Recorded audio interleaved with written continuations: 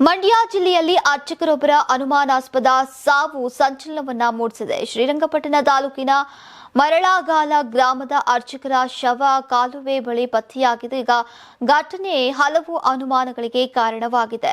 ಮಂಡ್ಯ ಜಿಲ್ಲೆಯ ಶ್ರೀರಂಗಪಟ್ಟಣ ತಾಲೂಕಿನ ಮರಳಾಗಾಲ ಗ್ರಾಮದ ಅರ್ಚಕ ಸಿದ್ದಲಿಂಗಪ್ಪ ಅವರ ಶವ ಗ್ರಾಮದ ಸಮೀಪ ಸಿಡಿಎಸ್ ನಾಲೆ ಬಳಿ ಅನುಮಾನಾಸ್ಪದವಾಗಿ ಪತ್ತೆಯಾಗಿದೆ. ನಿನ್ನೆ ಶೆಟ್ಟಹಳ್ಳಿ ಗ್ರಾಮದಲ್ಲಿ ಪೂಜೆ ಮುಗಿಸಿಕೊಂಡು ರಾತ್ರಿ ಮನೆಗೆ ವಾಪಸ್ ಆಗ್ತಾ ಇದ್ದಾಗ ಈ ಘಟನೆ ಸಂಭವಿಸಿರುವಂತಹ ಸಾಧ್ಯತೆ ಇದೆ ಅಂತ ಹೇಳಲಾಗ್ತಾ ಇದೆ.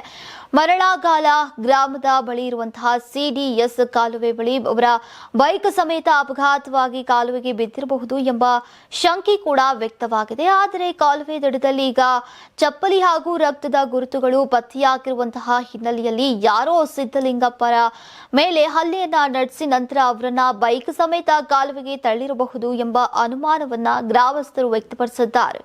ಇನ್ನು ಘಟನೆಯ ಮಾಹಿತಿ ತಿಳಿತಾ ಇದ್ದಂತೆ ಮಂಡ್ಯ ಜಿಲ್ಲಾ ಪೊಲೀಸ್ ಅಧೀಕ್ಷಕಿ ಡಾಕ್ಟರ್ ಶೋಭಾ ರಾಣಿ ಸ್ಥಳಕ್ಕೆ ಭೇಟಿಯನ್ನ ನೀಡಿ ಪರಿಶೀಲನೆಯನ್ನ ನಡೆಸಿದ್ದಾರೆ. ಅಲ್ಲದೆ ಘಟನಾ ಸ್ಥಳವನ್ನ ಪೊಲೀಸರು ಪರಿಶೀಲಿಸಿ ಸಾಕ್ಷ್ಯಗಳನ್ನ ಸಂಗ್ರಹಿಸಿದ್ದಾರೆ.